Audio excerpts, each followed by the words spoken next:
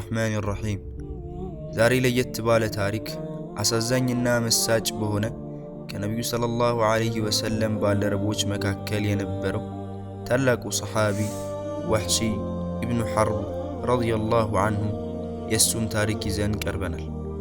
ታሪኩ ለየት ያለና መሳጭ ስለሆነ ቪዲዮውን እስከ መጨረሻው ይከታተሉ። ሰብስክራይብ እና ላይክ ሼር በማድረግ የበጎ አድራሽ ይሁኑ።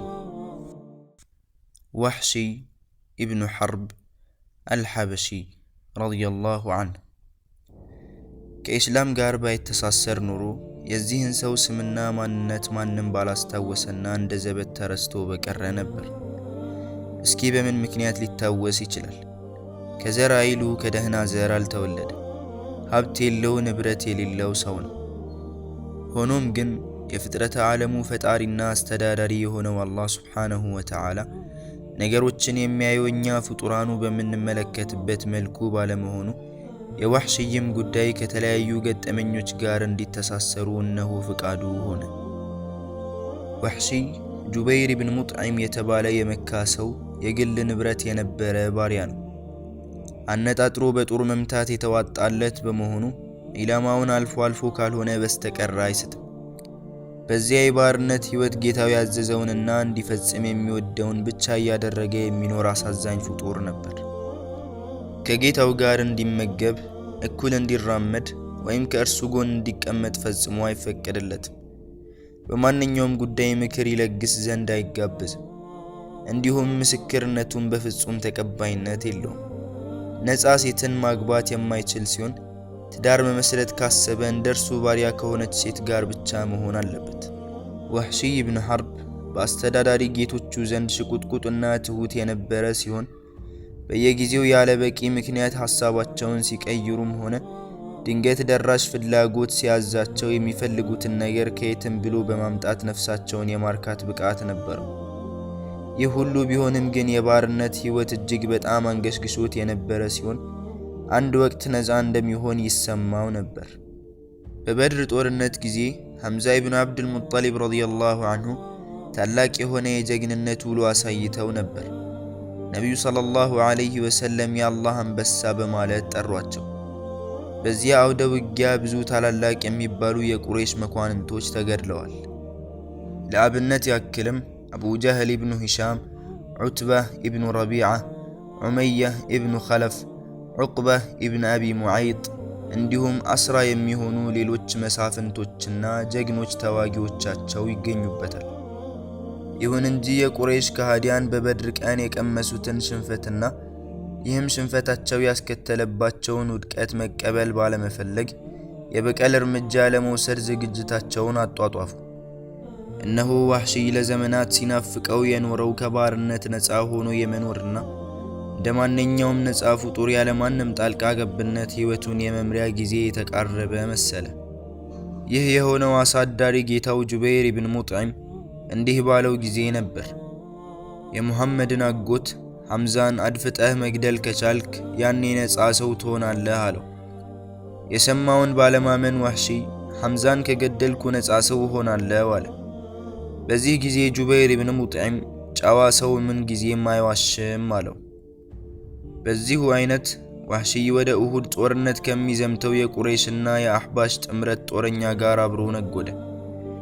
በጉዞ ላይ ያሉ አረፍ በሚሉበት ጊዜ ሁሉ የአቡ ሱፊያን ኢብኑ ሐርብ ባለቤት ሂንድ ቢንት ዑትባ ወህሺ ሐምዛን የግድ መግደል እንደሚኖርበት ስታነሳሳውና ስታባብለው ቆየች። እንደሚታወቀው ሂንድ በበድር ጦርነት ጊዜ አባቷን፣ አጎቷንና ወንድሟን አጥታ ነበር። የቁረይሽ ጦር ወደ መዲና በተጠጋ ጊዜ ያሏትን ውድ የጆሮና የአንገት ጌጦች ለወህሺ እያሳየችው እንዲህ አለች። ሐምዛ ኢብኑ አብዱል ሙጠሊብን ከገደልክ እነዚህ ጌጣጌጦች ያንተ ናቸው አለችው። በዚህ ሁሉ የተነሳ ወህሺ በጣም ደስተኛና ነፃ የሚሆንበትም ቀን በጉጉት የሚጠባበቀው ሰው ሆነ። ጦርነቱ እንደተጀመረም ሁለቱ ኃይሎች ሲፋለሙ፣ እርሱ ግን ሐምዛን ብቻ በመከታተል ሥራ ተጠመደ። እናም በሰዎች ውስጥ ሆነው ሲፋለሙ አስተዋለ። በእርግጥም ሲመለከታቸው ነጭና ጥቁር የተጣለበት ዳለቻ ግመል መስለው በሰይፋቸው ክፉኛ ከሃዲያንን ሲቆራርጡ አጠገባቸው ለመቆም የሚደፍር ማንም አልነበረም። ወሕሽይ ደግሞ ከቅርብ ርቀት የተከታተላቸው አንዴ በዛፍ ሌላ ጊዜ ደግሞ በዕለተ ድንጋይ እየተከለለ ለስንዘራ በሚመች ሁኔታ እስኪቀርቡ ታገሰ። በዚያ ቅስፈት ሲባ ኢብኑ አብዱል ዑዛ ወደ እርሳቸው እየተጠጋ ነበር።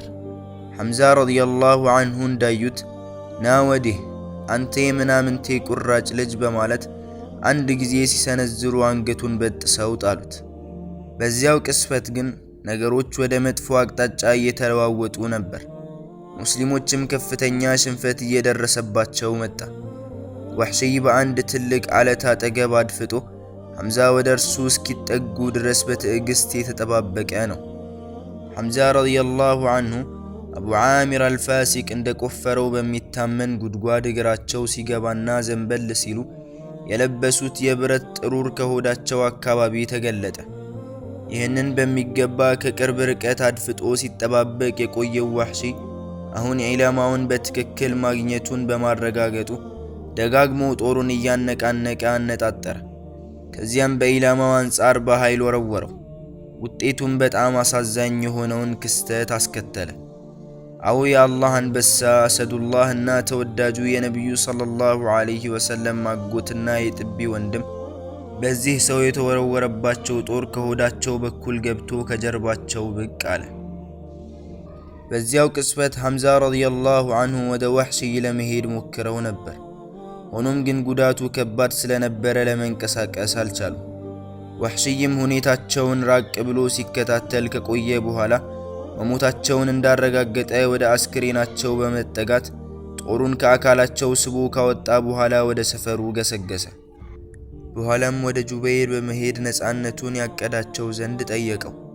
ሂንድ ቢንት ዑትባንም አግኝቷት የምትወደውን ዜና ሲነግራት እንዲህ አለች። የሐምዛን ጉበት ማግኘት እፈልጋለሁ አለችው። የአቢሲኒያው ባሪያ ወሕሽይ የዚህችን አጋሪ ሴት ያልተጋራ እንስሳዊ ፍላጎት ማርካት ነበረበት። የሐምዛን ጉበት ሆዳቸውን ቀዶ በማውጣት ከሰጣት በኋላ በምላሹ የጆሮና የአንገት ጌጦቿን ተረከበ። ሂንድም የሐምዛን ጉበት ወደ አፏ ውስጥ አስገብታ ልታላምጠው ሞከረች። ዳሩ ግን ተስማሚ ሆኖ ስላላገኘችው ተፋችው። እርሷና መሰሎቿ የሆኑ አጋሪ ሴቶች ሌላው ቀርቶ ለእጆቻቸውና ለአንገቶቻቸው ጌጥ ይሆን ዘንድ የሟች ሙስሊሞችን አፍንጮችና ጆሮዎቻቸውን ሲቆርጡ ታይተዋል። ሂንድ ይህንን ሁሉ ከሰብአዊነት የወጣ የአውሬነት ተግባር ስትፈጽም ቆይታ ወደ አንድ ከፍ ያለ ቦታ ከወጣች በኋላ የሚከተለውን ቅኔ ተቀኘች። የበድርን ጥቃት ቁጭቴን አቀዘቀዝኩት፣ የሆዴን ውስጥ ፍላጎቴን አወረድኩበት። ታላቅ የሆነውን ብቀላዬን ቢገድልብኝም አባት ወንድም አጎቴን ከእንግዲህ ምን ቀረ ያልተሟላ ምኞቴ፣ ዕድሜ ይስጠው ለወሕሽይ ተወግዷል ጥማቴ አለች። ወሕሽይ ወደ መካ እንደተመለሰ ጁበይር ኢብኑ ሙጥዒም ቃሉን ጠብቆ ነፃነቱን አጎናጸፈው። ይህ ከሆነ ከዓመታት በኋላ ኢስላም በስፋት የተስፋፋ ሲመጣ መካም በሙሐመድ ሰለላሁ ዐለይሂ ወሰለም እና በተከታዮቻቸው እጅ ወደቀች። እርሳቸውም አጠቃላይ የሆነ ምህረታቸውን ሲያደርጉ 8 ሰዎች ግን ይህ እንደማይመለከታቸው ተናግረው ነበር። ከነዚያ ሰዎች አንዱ ወሕሽይ ኢብኑ ሐርብ ነበር። ይህን እንደሰማ ወደ ጣይፍ እግሬ አውጪኝ አለ። ወሕሽይ እዛም ሆኖ ከጭንቀት አልተላቀቀም ነበር። በቅርቡም ሆነ ዘግይቶ መሞቱ እንደማይቀር ያምን ነበር። አንድ ቀን ብቀላው የሚፈጸምበት ጊዜ እየተጠባበቀ ባለበት ሰዓት አንድ ሰው እንዲህ አለው፣ ሙሐመድ እጅግ ቸርና አዛኝ የሆነ ሰው ነው። እስልምናን የተቀበለን ማንንም ሰው አይጎዳም አለው። ወሕሽይም እንዲህ አለ፣ ሆኖም ግን እኔ የገደልኩት አጎቱን ነው። ሰውየውም ደገመና እንዲህ አለ፣ ሙስሊም እስከሆነ ድረስ ማንንም ሰው አይገድልም። ወሕሽይ በዚህ ጊዜ በጥሞና ሲያስበው እውነትም አምር ኢብኑ አልዓስ፣ ሰፍዋን ኢብኑ ዑመያ፣ ኢክሪማህ ኢብኑ አቡ ጀህል እና ኻሊድ ኢብኑ አልወሊድን አስታወሰ። እነዚህ ሁሉ ወደ ኢስላም የገቡ ሰዎች ናቸው።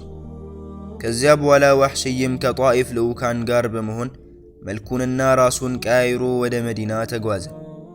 ነቢዩን ሰለላሁ ዐለይሂ ወሰለም እንዳየም ድምፁን ከፍ አድርጎ ሁለቱን የሸሃዳ የምስክርነት ቃላቶችን እየደጋገመ ተጠጋቸው። ነቢዩም ሰለላሁ ዐለይሂ ወሰለም አሁን ከፊት ለፊታቸው የቆመው ወሕሺይ ኢብኑ ሐርብ እንደሆነ አውቀዋል።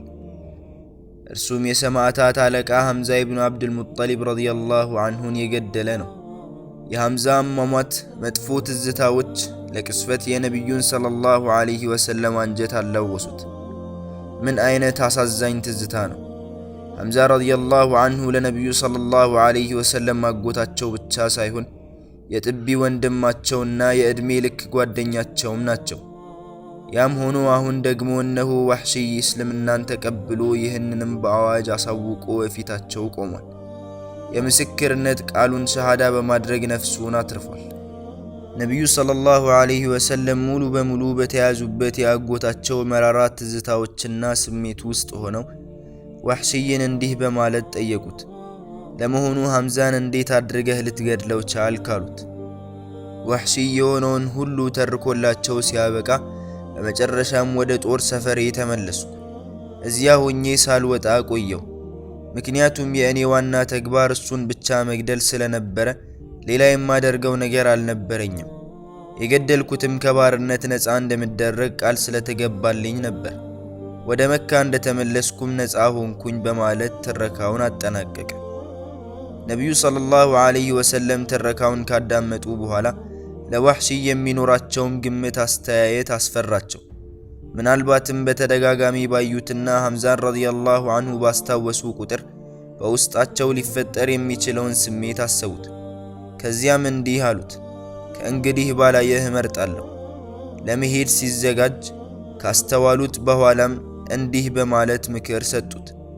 ወሕሺይ፣ ከዚህ በፊት ሰዎች ወደ ኢስላም እንዳይገቡ የታገልከውን ያህል አሁን ደግሞ በአላህ መንገድ ላይ ተዋጋ አሉት።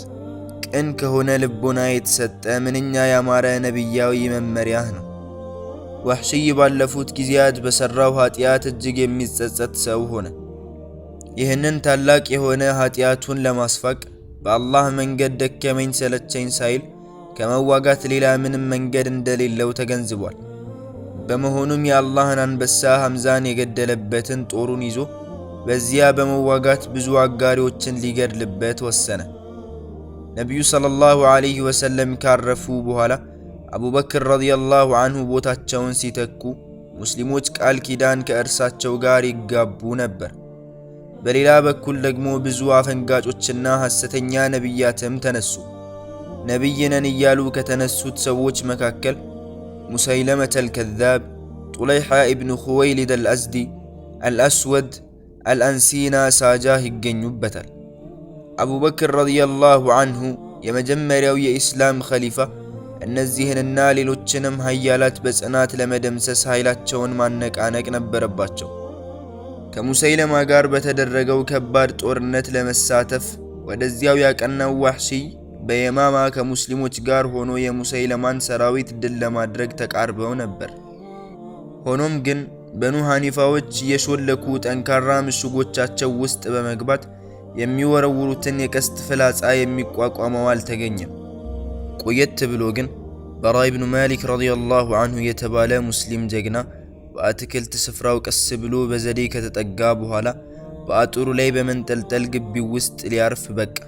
በራ እዚያው ላይ ሆኖ ዋናውን የግቢውን በር የሚጠብቁትን ሰዎች በመግደል በሩን ለሙስሊሞች መክፈት ቻለ።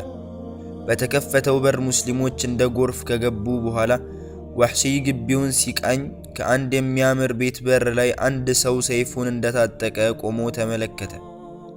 ከዚያም ጦሩን አስተካክሎ እያነቃነቀ ከመዘነ በኋላ በሰውየው ላይ ለቀቀው። በዚህ ጊዜ ጦሩ በደረቱ ገብቶ ሲሸቀሽቀው ሰውየው በፊት ለፊቱ ተደፋ። በዚያው ቅስፈት ከበኑ ሐኒፋ የሆነ ሰው እንዲህ ሲል ጩኸቱን ለቀቀው። አንድ ጥቁር ባሪያ ወሕሺይን ማለቱ ነው፣ ሙሰይለማን በጦሩ ወግቶ ገደለው። የሰውየው ቃላት ወሕሺይን ልክ በከፍተኛ ሙቀት ጊዜ እንደተገኘ ቀዝቃዛ ውሃ አንጀቱን ሲያርሰው ተሰማ። በመጨረሻም እነሆ ህልሙ ሁሉ እውን ሆነ። እንደ መርግ ተጭኖ ሲያሰቃየው የኖረው ኃጢአቱ የሚፋቅበት ጊዜ መድረሱን ተገነዘበ። ከእንግዲህ የትካዜና የጸጸት ጊዜ ተከተተ። ተከታዮችን ሁሉ ወደ ጀሃነም ይዞ የሚሄደውን ሐሰተኛውን ሙሰይለማን ለአንዴና እስከ ወዲያኛው ድረስ ገላግሎታል። ከዚያም ድምፁን ከፍ አድርጎ እንዲህ አለ፣ በዚህ ጦሬ ከነቢዩ ሰለላሁ ዐለይሂ ወሰለም ቀጥሎ ምርጥ የሆነውን ሰው ሐምዛን ኢብኑ አብዱል ሙጠሊብን እንዲሁም ከሰዎች ሁሉ መጥፎውን ሙሰይለማን ገድዬበታለሁ። ወሕሺይ የመጀመሪያውን ኃጢአቱን እንዲምረውና ሁለተኛውንም መልካም ምግባሩን እንዲቀበለው ሁል ጊዜም አላህን መማፀን ልማዱ ነበር። ወኢኒ ለገፋሩን ሊመን ታበ ወአመነ ወዓሚለ ሷሊሐን ሱመ እህተዳ። አላህ እንዲህ አለ፣ እኔም ለተጸጸተ ላመነም መልካምንም ለሠራ ከዚያም ለተመራ ሰው በእርግጥም መሐሪ ነኝ አለ። አላህ ሥራቸውን ከተቀበላቸው እንዲሁም ደግሞ መጥፎ ተግባራቸውን ከማረላቸው ሰዎች ያድርገን። የዛሬ ቪዲዮአችን ይህንን ይመስላል። በቀጣይ ቪዲዮ እስክንገናኝ ድረስ የአላህ እዝነት ይከተላችሁ።